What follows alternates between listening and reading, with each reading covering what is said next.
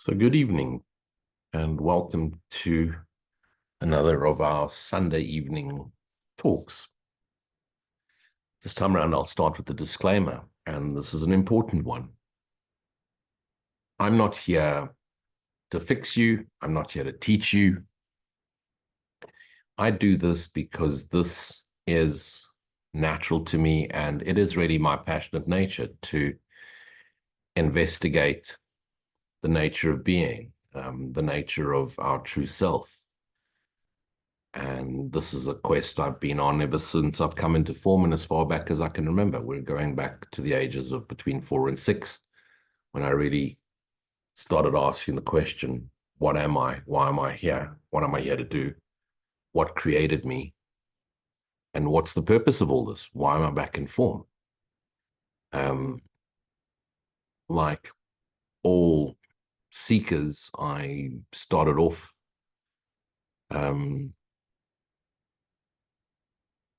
worshipping and praying to the God of my religion.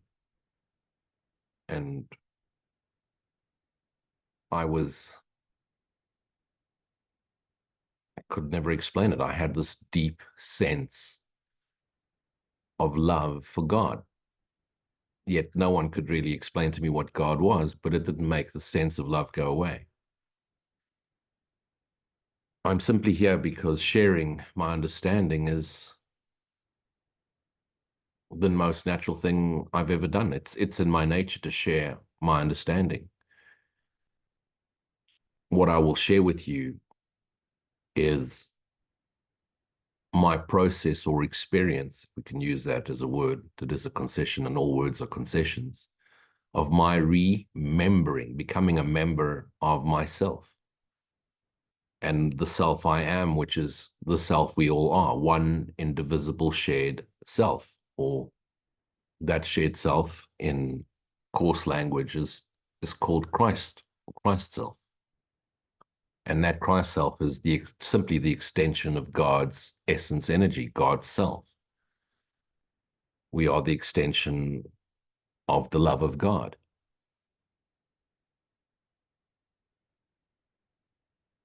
I came into the awareness, the true awareness of my essential nature that I share with every being in the dream of the universe at a fairly young age.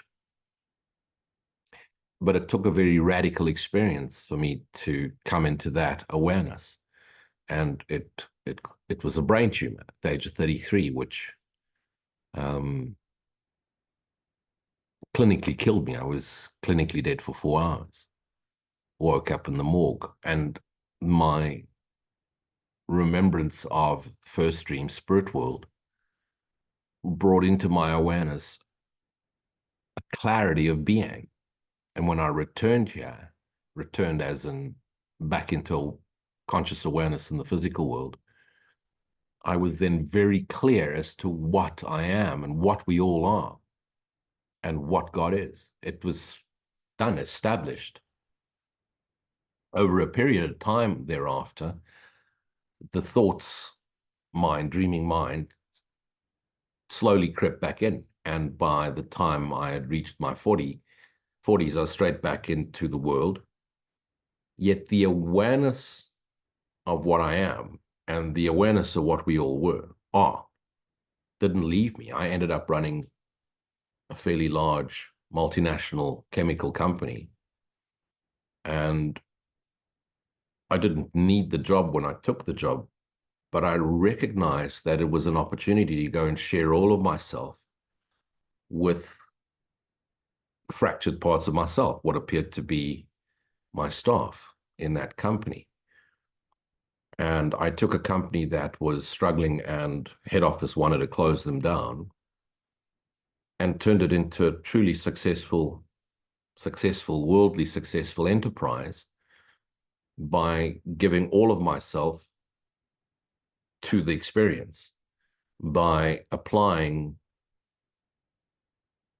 what appeared to my staff as worldly knowledge. But what I was really doing was just bringing my awareness into the organization.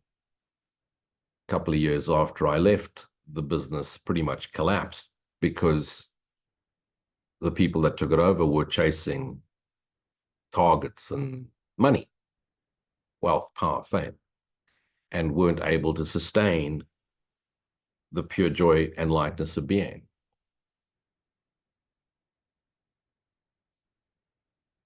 And this is what happens to all of us.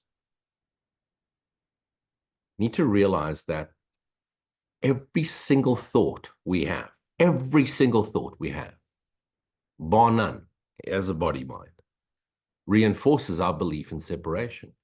Because the minute you think, there's obviously the subject and the objects that you think about. Straight back into duality, straight back into separation. The minute we learn, and we have to learn it, to no longer pay attention, because we cannot stop the dreaming mind thinking, and we are receivers. Our brains are receivers of thought. But we can learn to ignore thought. We can learn to not allow it to capture us. And the minute you can ignore this thought like it's background music, and you can be present in self, in your awareness, the awakening to self starts. That's it. And so one of the greatest lessons you can learn from any so-called teacher, guru, or whatever, is learn the process whereby you go into silent awareness within self, no matter what appears to happen. And you've heard the little paraphrasing: before awakening, you chop wood, fetch water, feed the kids, and after awakening, you chop wood, fetch water, and feed the kids. The awareness doesn't go. But the universe, the dreaming mind, works in rhythms and flows, ebbs and tides like the ocean. And so at some stage, there's an intensity of awareness, and at some stages, it seems to recede, and there's an intensity of human consciousness, thought. And thought is suffering. As in the Buddhist principles, all life is suffering. A more accurate way of putting it, life is pure love. Life in physical dream as a projection is suffering. Why? Because thought is suffering. The true teachers, or in our situation, miracle workers. What is a miracle worker? Someone that brings the mind into awareness, lifts their fractured selves into a state of equality with all living creatures. Every single living creature, from the cat all the way through to Jesus, all of it, the snail in the garden. It lifts everything, and your awareness to all of it is equality, because all of it is activity in a mind that dreams, and yet a part of it is awake. So it brings us into the awareness of the awake mind. And it helps, they really help you recognize our true essential nature, which is love and peace, which is God's essential nature, love and peace. And when you have unconditional love and unconditional peace, you have unconditional acceptance of being, which is another word for unconditional love, agape, God's love.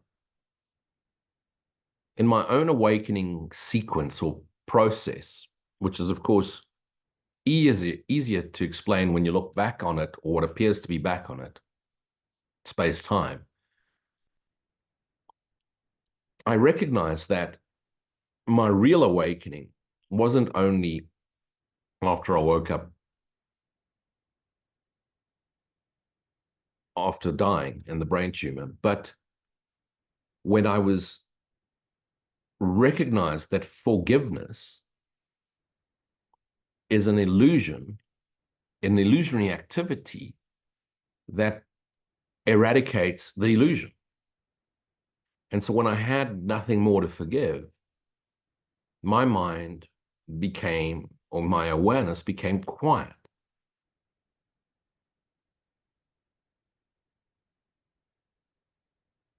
When I no longer took my little fractured self and what I thought were my thoughts seriously, I stopped taking the world seriously. As soon as I became dispassionate about the world, now my passion hasn't stopped, and any one of you that meets me will know I'm a passionate being. but I'm dispassionate about the world. There's absolutely nothing here that I want other than for all of ourselves, our fractured selves, to awaken to self, simply in order to be the joyous lightness of being. And as soon as I became dispassionate about the world, the more peaceful I became. And it was a gradual process. There were times when the attack thoughts would come and I would take them seriously and it would affect me. And without even losing awareness of what I was, I'd take the thoughts seriously and I'd temporarily lose the awareness of being. I'd go into human consciousness. But as I learned to distinguish between God's thoughts, which is pure love and silent stillness, and the thoughts of my chattering, dreaming mind, the minute I was able to make the distinction between the two, I learned to ignore them, simply ignored them, pay no attention to them. And the mind is like a garden. Those of you that do gardening, if you build a beautiful garden, you don't just know it sits there. Seasons are coming and going. The weeds are creeping up. You're constantly having to tend your garden. If you don't tend your garden, within a year or two, it'll just be full of weeds. And the weeds are the negative thought. So the beauty of being, which is the garden you build in your mind, needs to be tended. In the Bible, Jesus says, keep your lanterns burning, because the thief always comes through the back door in the middle of the night. Ego always comes in your darkest hour. So as I became aware that I needed to tend the garden and not allow attack thoughts or resistant thoughts to affect me, the minute a resistant or attack thought came up, no thanks, forgive it, forget it, and abide. I became completely dispassionate about the world. No, yeah, I still enjoy riding motorcycle. I still enjoy conversation with friends and meeting with people I care about in my experience, but doesn't change anything about the knowing of my being. Dispassionate about the world doesn't mean you stop being passionate about your fractured selves. In actual fact, the passion, the compassion for yourselves intensifies. You just have pure love for everyone you meet. But be careful, you don't go out there preaching. You meet them at the level of their awareness. What I realized is the minute I could ignore thought, the more peaceful I became. The more peaceful I became, the more the inner joy increased and the more it wanted to flow out of me. And it wanted to flow out of me to everyone I encountered. I found myself genuinely paying attention when I was in someone's company, really being present with them.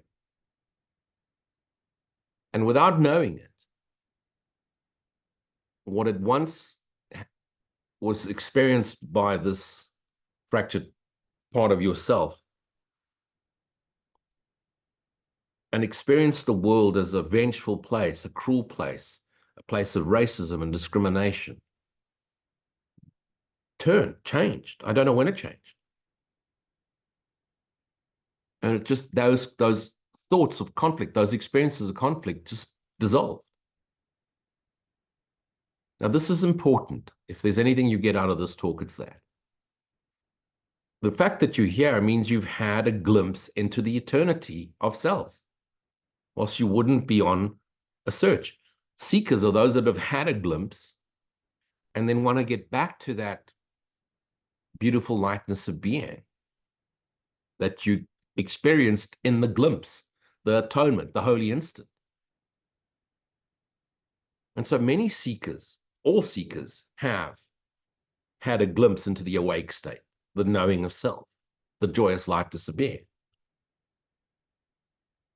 It's like you dream at night and your dream at night was interrupted by a bright light and temporarily you woke up. Unfortunately, most seekers want to go back to sleep. They love sleeping in late instead of being awake to the light and recognizing the dream's over. And that's what happens. You've had a glimpse of the light. Instead of staying awake, you go back to sleep and then expect there to be light in your dream. Yet you are in the light. God is the light with which you see. Know this, no matter what video you watched of a Ramana Maharishi, a Papaji, a Muji, a Lu-ji, or whoever G, no one is fully awake while in form, because no one in form can be fully awake. The mind awakens, the characters dissolve. Again, go back to your night dreams. You dream at night. In your dreams, you find yourself localized wherever you meant to be.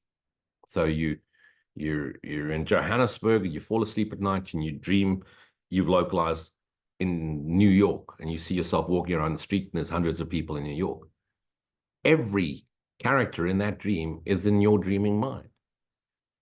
When you awaken in the morning, New York and the character you projected are gone. The dreamer awakens, the characters dissolve.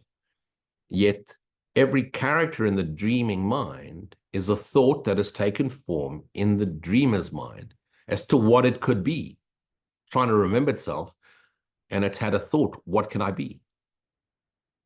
What am I? And each thought of what am I has taken form. When that form realizes I am, God is, that thought form dissolves in appearance, returns as a lit thought, a thought of God, a thought of being in the dreamer's mind. And as each and every thought awakens to self, the recognition it is dreaming, the mind awakens.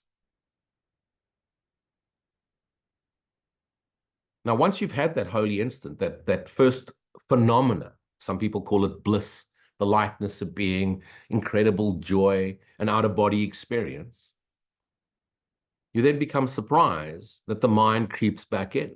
Of course it will, while you're in form. It's only very few seekers of the truth, and you hear stories of people like Ramana Maharishi, who at the age of 8 had that experience of his grandfather dying, and it brought him into the awareness of death, and he contemplated death, and that brought him into awareness, and then he devoted his life to that. Now, you could have that if you devote your life to that, but you want to go back to your day job tomorrow. You want to go back to your families tomorrow. You want to go back to doing the things you think you love to do. And the only reason you do anything, and the only reason you have families, is because they were excursions to find happiness. If you really wanted it, you could devote your entire life to it and go and live in a monastery and abide and pray and meditate all day long, and you'd be in that awareness fully. How come you don't get monks, Buddhist and Taoist or whatever monks attending these talks? They don't need to. They're in that state of awareness. They're aware of being the awareness itself. So when we return to the world and we want to play and engage the world again, and there's nothing wrong with that, please do. Thoughts return. Why? Because what you see in the world are thoughts in form.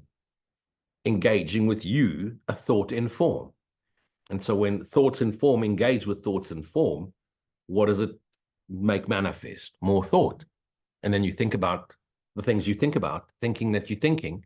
Meanwhile, it's just your brain, broadcast receiver, receiving the broadcasts of the dreaming mind, wondering what it is, afraid of what it could be, avoiding what it inherently knows it is, and therefore creating diversions to keep us trapped in people, places, things, and events, so we don't recognize the essence of what we are and awaken to self, because the mind that dreams thinks of itself as real and is afraid to wake because it thinks it's going to die, which it is, because it dies to its awake self.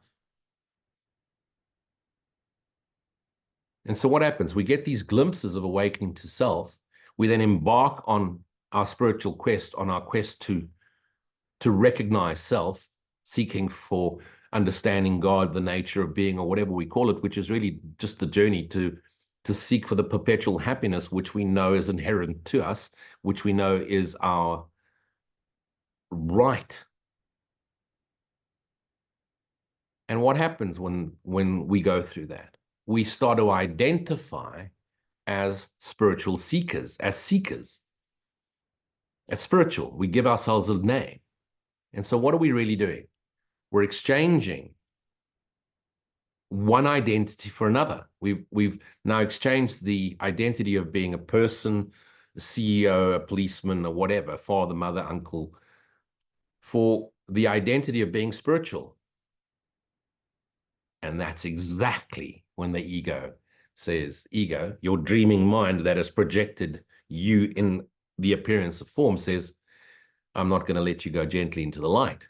You're now on the track to truth, which means you'll dissolve and become light, and you'll wake me up. And I'm afraid of waking you up because I'm afraid of what happens to me when I wake up. I'm going to be punished when I wake up. And so the minute you identify with being a spiritual seeker, the situation appears worse because your expectation is that it's going to now be light. It's going to be bliss. Everything's just going to fall in place. And how many spiritual seekers want to be enlightened, such a heavy word, such a loaded, heavy word, enlightened, because they want their dream to be happier, attract the right person, the right job, and a state of perpetual peace and joy, and the world can go to shit, but they are happy. That's what they really want. They want that feeling of perpetual joy. And awakening to self is not a feeling. Because where do feelings come from? Perception. And where does perception come from? The projection of thought. You project thought, thought becomes sensation, sensation becomes feelings, and feelings become emotions. So the minute you want to identify, that thought will project into an emotion and a subjective objective emotion and just traps you.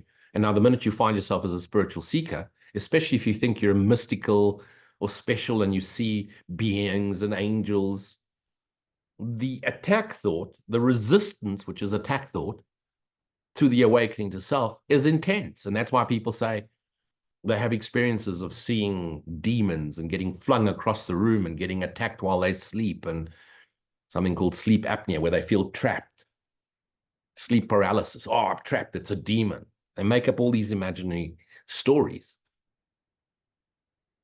Awakening to self doesn't feel like anything. It's just a gentle awareness. If you take a deep breath right now, close your eyes, take a deep breath, just become aware. What do you feel? You don't feel anything. You're just in a state of peace. Silent stillness is peace. Silent stillness is peace. Peace is your essential nature. Awakening to self is simply a recognition of our shared being, which is joyful peace. And it comes with total clarity. The knowing that I am pure energy. Another word for pure energy, spirit. There's a clarity of awareness. And we realize that that awareness, that spirit, that awareness, spirit, same thing, is in all of it. Every living being, planet, the space between, in the entire universe, all of it is contained in that joyful, peaceful, loving awareness. And that joyful, peaceful, loving awareness is our true essential nature. And if that is our essential nature, that essential nature is God's essential nature. Let's talk about the common mistakes. That's it. That's as simple as it is. Sorry. That is as simple as it is. Awakening to self, enlightenment, awakening to self, same thing. Simply the recognition that joyful peace is our essential nature. And that is what we are, as the extension of what God is. And now there's a recognition. And now you think that the dreaming mind is going to stop. No, not while you're in form. But once you put this body down, that awareness remains the awareness, and you will dissolve the need for a spirit vessel body that returns to the spirit world, and you'll let go of all identity, and you'll return all of yourself to your right-minded self, which lights up the dreaming mind a little bit more. And that's why the greatest contribution you can give to the rest of your fractured selves is to be a joyous light and to bring light, love, laughter into the dream, lift the dream characters up. It's not going to stop them from thinking of their problems, but temporarily you lift them. And if you can be an example of joyous lightness, and your example is something they want to emulate, something they want to copy, they'll adopt it into their lives. And that's how you lift them up. You lift them by example, not by preaching. So let's, as I said, common mistakes we have on the expectations we have. When you awaken yourself, you realize others are fractured parts of my dreaming mind. So you take full ownership that I am dreaming. Part of myself is awake, Christ mind. A part of myself is dreaming, ego, and it's dreaming up the universe as an activity of its dream in order to stay asleep. This is a localization of self, and so is every other human being. But unless you're aware that you can do nothing, but let it be done by just being present and allow it to flow through you, and the only thing you have to do is the curriculum, and the curriculum is forgive until you recognize none of it's real. Common misperception we make is you think there's others, and others are attacking you, or others are disturbing your peace, or others. There's no others. Everything that you see, every one that you see is a mirror. That's it. And once you're at peace inside, the mirror is reflected. And those fractured parts of the mirrors, of your mirrors, that aren't willing to reflect the joyful peace, disappear. And then people get upset, oh, they're leaving me. People leave. No one leaves. They just dissolve out of your awareness to be replaced with mirrors that reflect your joyous lightness of being. Remember, you can't fix anyone. That's another common mistake. Oh, I want to go fix others. Oh, I see a problem there. There's toxicity here. And that's all you. It's all reflections of you. The world is an outer reflection of an inner condition. Full stop. No more argument. And why is it that we want to fix others? Because there's an emptiness inside. It's never enough. Acquire, acquire, acquire, acquire. Next retreat, next job, next acquisition. Why? There's an emptiness. We're afraid of the emptiness. The emptiness, which is our core being, isn't empty. It's completely full of what? Of the lightness of being. But we're afraid to go there because it's the end, the death of our identity. And so that anxiety rises. You don't want to be present in self. So now you want to go fix the world. And you hear that. All these spiritual teachers. Oh, there's a problem there. I'm going to fix this one. What if I feel, and you don't feel anything? You're just aware and you show up and you be present and you don't give advice. You don't add advice. You just be present and you show up. You certainly don't go around telling everybody this isn't true, that isn't real, it's all an illusion. Oh, and please pass the bacon. Remember that you need do nothing because you can do no thing. You be present, you be aware, you be grateful, you show up, you become inspired. You don't have to think about what to do. You will be shown and you'll know you're being shown. You act from a place of love and you can do no thing because there's no thing to do and there's no thing to fix and there's no one to heal and no one to fix. It's all you. And you do more for the awakening of what appears as the world by just awakening to self and being present in your moment of present moment awareness. You don't correct others. You don't go preach. You don't need to write another book. There's enough said out there. And the last thing we need is another narrative so-called teaching. What the world needs is empirical proof, physical proof. Be the living example. Think about it. Everything you know about God, religion, Jesus, everything. There's not a single shred of evidence that Jesus ever walked this earth. Not a shred. There's lots of narratives. There's lots of written narratives and stories, written accounts. But how do you know the story isn't a story of a story told by another story and stories of stories? How do you know? What you want is direct evidence. You want the knowing of self. You want the lightness of being. As the Course says, the sole responsibility of the miracle worker, of the seeker, of the one that wants to share himself lovingly with the world is to awaken to self. The atonement for yourself. Atonement, awaken to self. Atonement, awaken to self, the recognition of our shared being. Realizing one universe, the whole thing's one. One shared, indivisible being.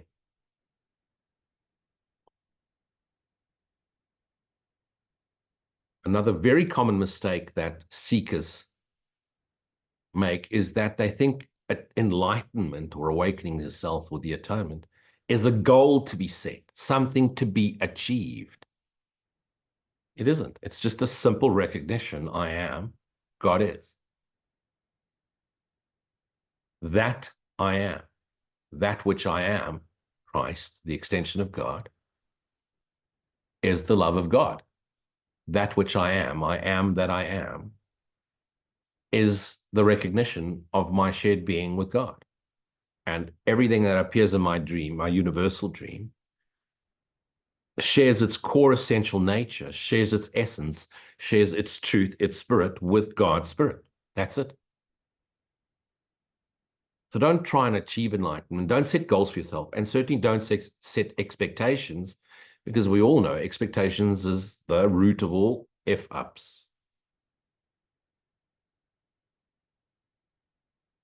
Just be present, be aware, share yourself passionately and lovingly. Now, those of you that have studied the Course in Miracles,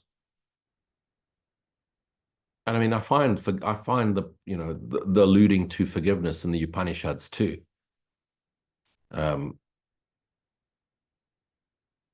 But the beauty of A Course in Miracles is it really brings into our awareness forgiveness, and it seems to be happening at different levels, but it brings you straight into the only level that healing needs to take place, the only place that correction needs to take place is at the mind, not in your body mind, not in this device.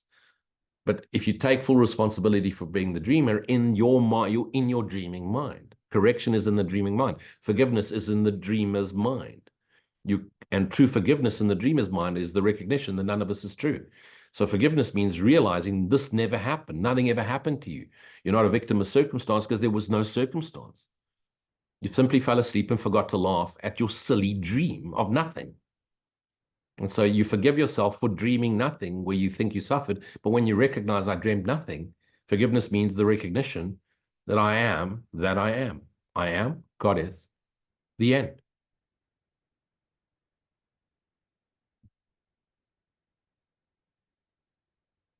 Realize the miracle impulse is always working through us.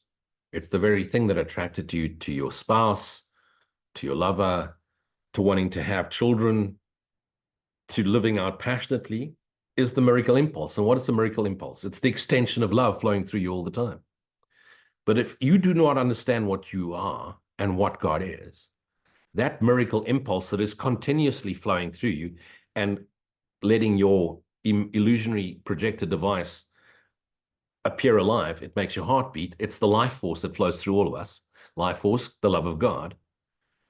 If you haven't understood it, you misappropriate it. And now you think there's something outside you to fix or heal or change or preach to or convert. If you do that, especially with a non-dual school of thought, as like the Course in Miracles, if you try and misappropriate that miracle impulse, if you misperceive it, you're going to go and try and convert others. And what are you going to convert them to? Your old religion. So if you come from Christianity and there was a Jesus, you're going to take that religion and Jesus and you're going to immediately assume the Course is taught by Jesus. Jesus is a historical character, died 2,000 years ago, doesn't exist anymore. The essence of what was Jesus awoke to self and becomes a light in the dreaming mind, because it's the light in the right mind, Christ mind. So now you're going to take that and try and shoehorn this new understanding, this non-dual understanding, which even the narrator of the Course, the writer, the scriber of the Course, misappropriated at first and thought it was the voice for Jesus, because she was still using a dualistic framework to interpret the voice, which is silent and comes from within. It's our Christ mind, it's our right mind calling our dreaming mind to awaken. And then you'll try and shoehorn this new curriculum into your old dogmatic religious process, and you'll mess it up. So don't try and apply Advaita Vedanta or the Upanishads to A Course in Miracles. You'll see the similarities. You can't take Buddhism and apply it to Course. You can't now try and practice A Course in Miracles the way that you practice Buddhism or Taoism. Not that you practice Taoism. Just be aware, meditate, be silent. That if you try and apply it to Christianity, you are going to turn it into another religious cult. And you're going to try and convert people. Another terrible mistake that people make, that my fractured selves make, is now we want to give up our day jobs and we want to go and change the world, fix the world, teach everyone. And so we want to take the passion of the infinite lightness of being and we want to turn it into a day job, into a living. So now we want to become spiritual teachers. But you need to make a living. So now you want to sell. You want to sell teaching. You want to sell a course. You become a teacher. You want to have retreats. And you've now turned it into a religion. This is a course to be done by self. And the course is very specific about it. If you're sharing it freely, as I do now. Can't follow me, can't belong to me, can't join my cult.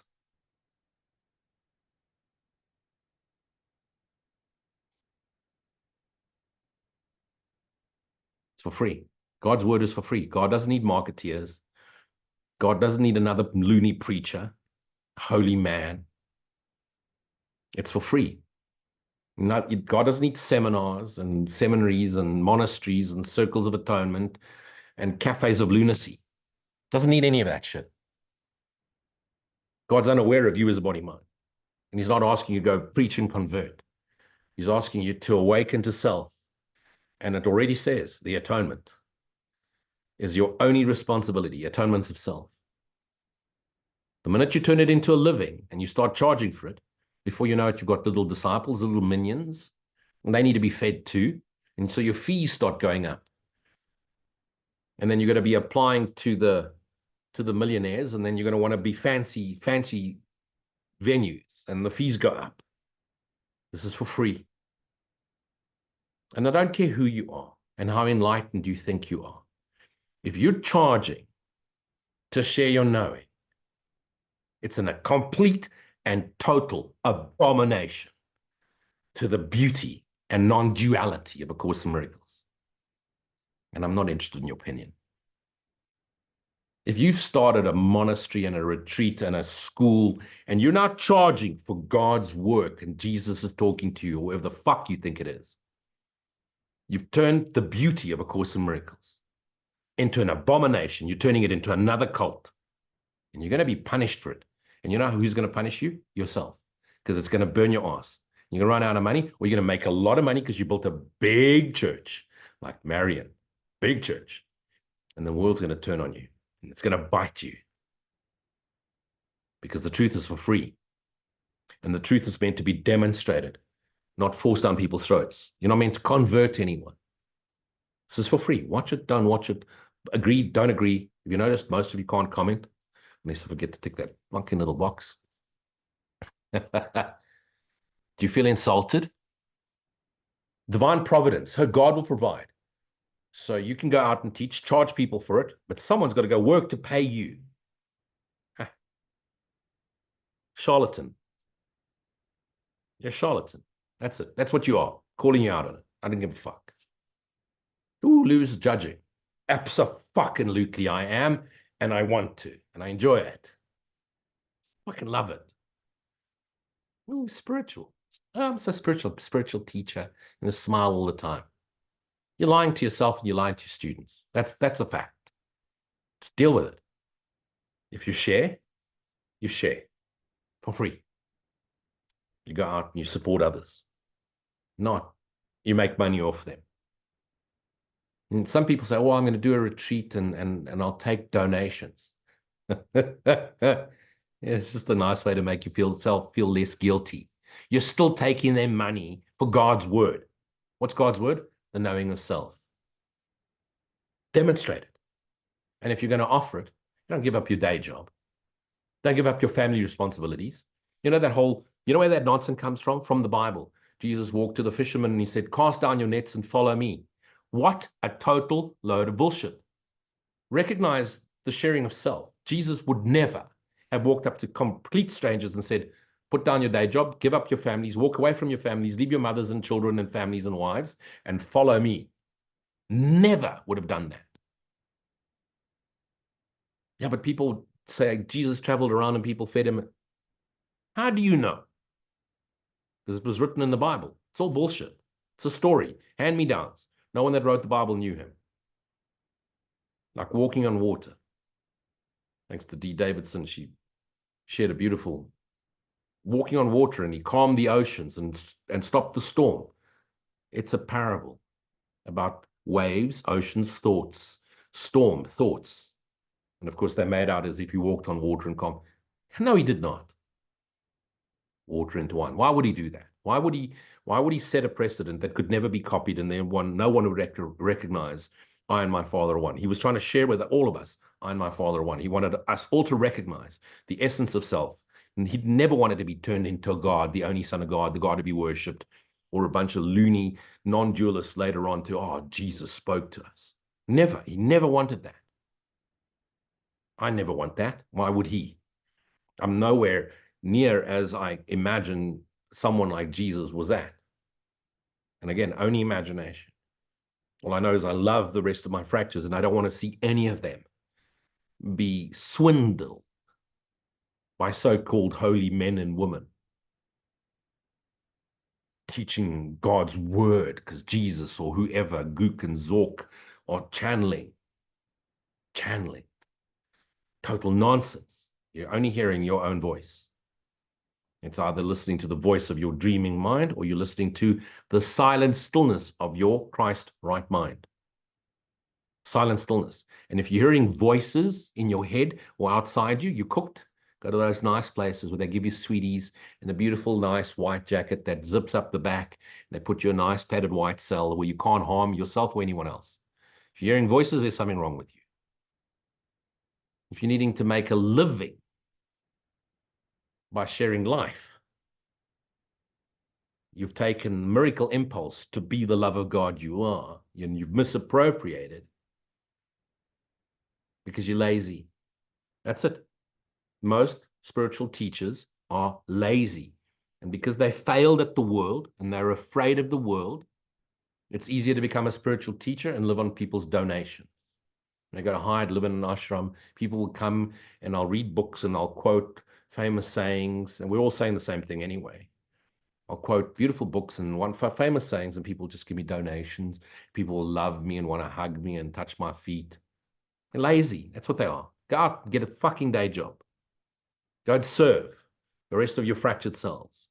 You don't walk away from your family responsibilities because you're holy, because God called you. God wouldn't call you to abandon your fractured selves. So you abandon your family to go help the rest of your fractured selves. How fucking insane is that?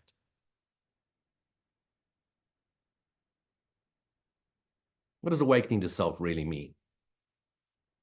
Awakening to self is simply the recognition of our true essential nature. We make a total commitment to be ourself knowingly. What does that mean? Be yourself knowingly. Be the awareness. Be aware of the awareness you are. Present moment awareness. And now that you're aware, your mind has become this beautiful garden, and you tend your garden. You watch your thoughts. Any of you that has a beautiful pot plant, you don't just buy a pot plant, stick it in the window, and there it is. You need to water it. You need to tend to it. You need to give it attention. Your attention goes purely to the awareness of being. You chop wood, fetch water, feed the kittens, and you're aware of being aware. Yes, thoughts come, and A-type souls appear. Fractures of your A-soul, your R-soul comes straight back at you. Your many me's, your enemies. Because if you have all these conflicting thoughts and you become aware, it's all me. And you constantly practice forgiveness, and you're aware of being aware. And if you lose your shit, you lose your temper, you get angry, you find yourself. And you center in the awareness. You anchor. You establish yourself in the lightness of being, the awareness of being aware. The ultimate realization is God is. I am is the doorway. In the lightness of awareness, I am dissolves. The I am dissolves. There's just the I. And the I dissolves and God is. That's it. But you make a commitment to stay vigilant. You keep your lanterns burning. You tend your garden. Awareness of self brings an awareness of the joyous lightness of being. And what is the joyous lightness of being? It's an all-encompassing peace. That peace that flows through you is joy. When joy is still, it's peace. When peace flows, it's joy. And joy and peace triangulate unconditional love, the Trinity. Joy, peace, unconditional joy, unconditional peace, unconditional love, the Trinity, the Holy Trinity. Father, Son, and Holy Spirit, one indivisible self. I and my Father are one. I am the extension of God. So what can you expect once you've awoken to self? Well, expect the thoughts to not stop. Then in actual fact, they get more intense. And the more spiritual you think you are, the more intense they become. And then you're disappointed because you're expecting it to be bliss. So you go on to the next retreat. Madness. And you give money to people who are trying to find themselves by teaching how to find yourself.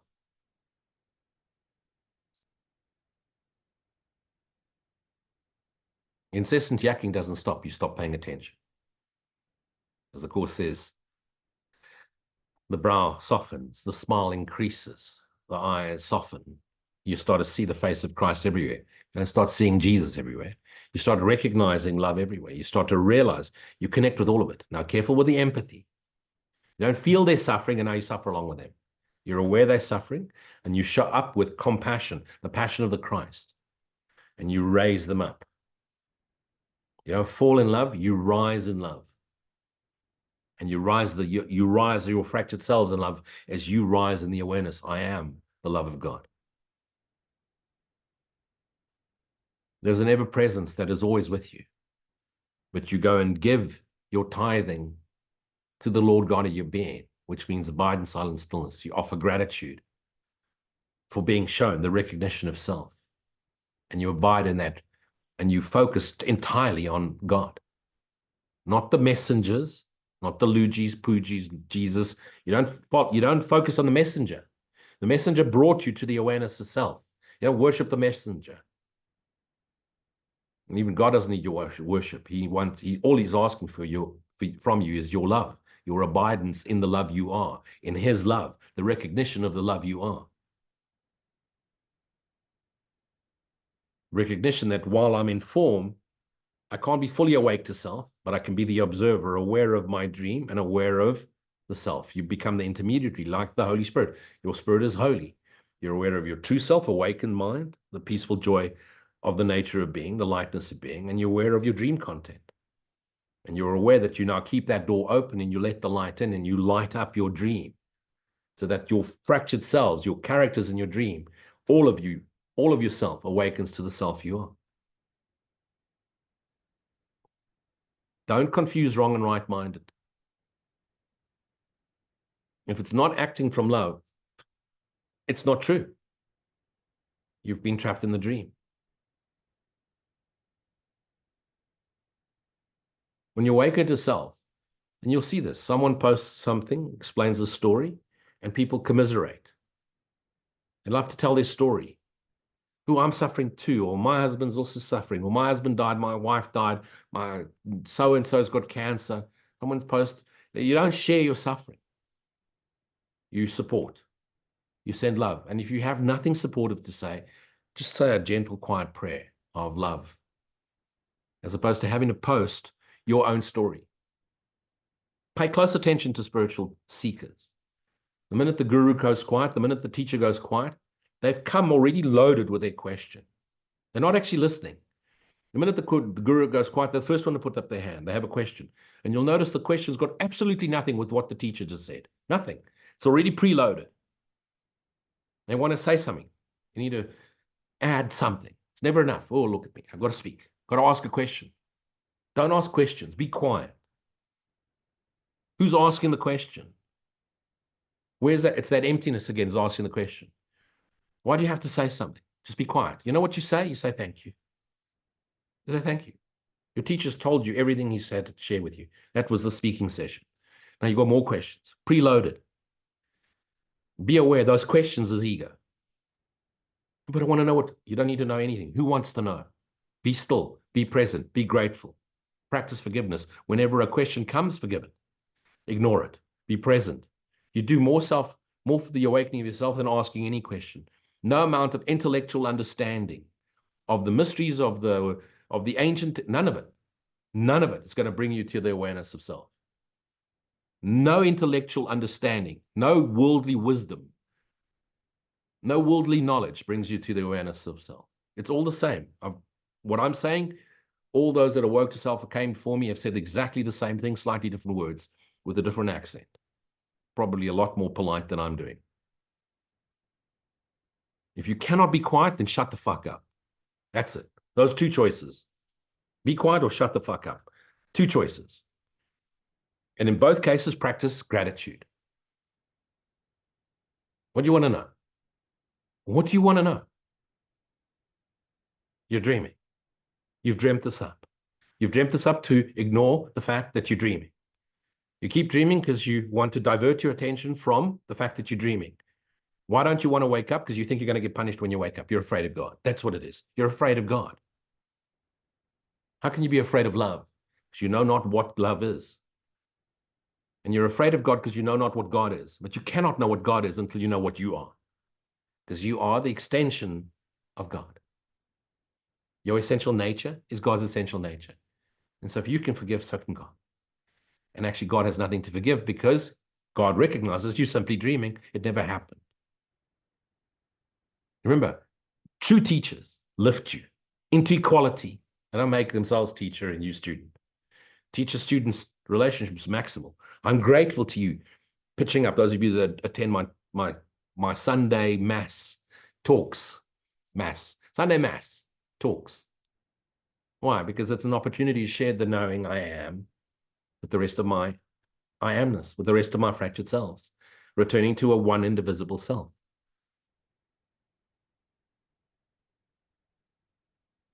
At every occasion, I'm only here to be truly helpful. Not to make a living by being a teacher. Look at me. Charge for this work so I don't have to go to work 9 to 5. Because that's not spiritual. Teaching is spiritual. Spiritual identity. Bite you in the ass. Truly to represent unconditional love. I can't represent anyone. I cannot represent God. No one can emulate God. God's not in a body. God's the core essence of what we all are. The unseen. Jesus became and is a symbol for how we should be. Unconditionally loving. Don't get trapped in the stories because all of it's imagination. It takes you so far and then you put the stories down and then you've got to demonstrate. You've got to become a walking, talking example of right-mindedness, miracle-mindedness, Christ-mindedness. A walking, talking example of Christ-mindedness. Here now, for free. I'm going to create another retreat. You don't need to amass students. Students, in essence, are lazy. That's it. Those that truly want to know will go and look for it. They'll find teachers. And when they're ready, they are completely open and willing to throw away everything they believed before and adopt a new understanding. Those that go preloaded, they just want to find conflict. They want to find fault. Well, but what about? What you'll notice on my group, especially on the Facebook, if you come and criticize, you get deleted and that's it. Done. I'm not interested. If you have an opinion and your opinion conflicts with mine, then go somewhere else. And if you come and you get insulting, you get blocked and deleted. That's it. Oh, but that's very woke. You don't do that. You shouldn't be. Hey, it's just thoughts. I ignore my own thoughts. Why should I ignore thought? Pay attention to thoughts and form. This is my way. I'm going to live it my way. If you know in a better way, then you wouldn't be listening to me. You show up. You're authentic to this character behavior. Because if you're truly authentic to this and you accept all of this with all its apparent faults, apparent errors, apparent glitches, habitual patterns, latent tendencies, visanas, if you can accept all of it, in the acceptance, the resistance stops and the lightness of being comes into your awareness. And then you tend the garden. This person was angry to the point of vengefulness, and it was equipped with skills. This life could have been a life of A serial killer, a psychic serial killer. Can you imagine? Never catch you. Go around murdering people. Could have. Very easy. Would have made Dexter look like an amateur.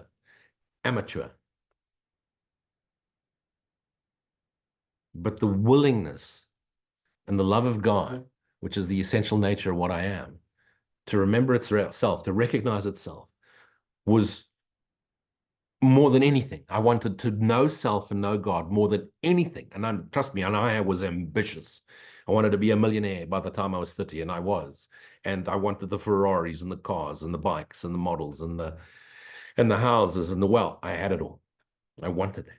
And I was angry and vengeful because I was hurt, because I was gentle, because I was vulnerable.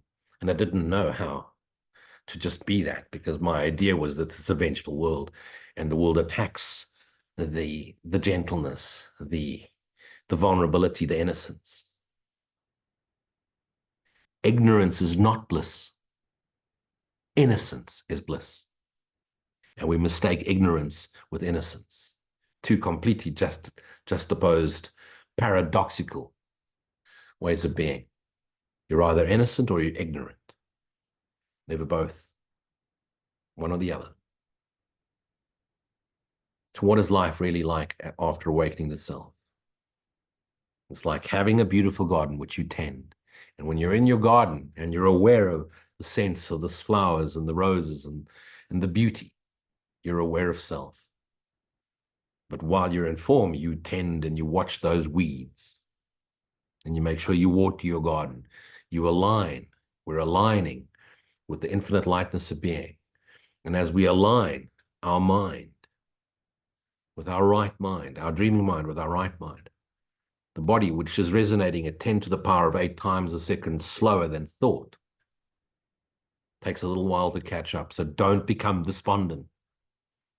You expect it all to just thought stops and you're just going to hear kumbaya and love and the voice of God. You're a projection. The script is written. You've chosen to awaken yourself now. You could have chosen to awaken later or 20 lifetimes now. Now you bring the lightness of being through your smile, through your eyes, through your non-judgment, through your acceptance of what is, by showing up with the compassion of the Christ and being supportive and being there. Not trying to convert, not trying to fix, not trying to change. Be thyself knowingly. Be thyself lovingly. Be the love of God you are, knowingly. And share that love with all of yourselves. Without a single thought for self, little self. Want nothing back, not a cent, not a penny, not a dollar. It's for free. Whilst you turn it into another cult. And a cult is a dogma.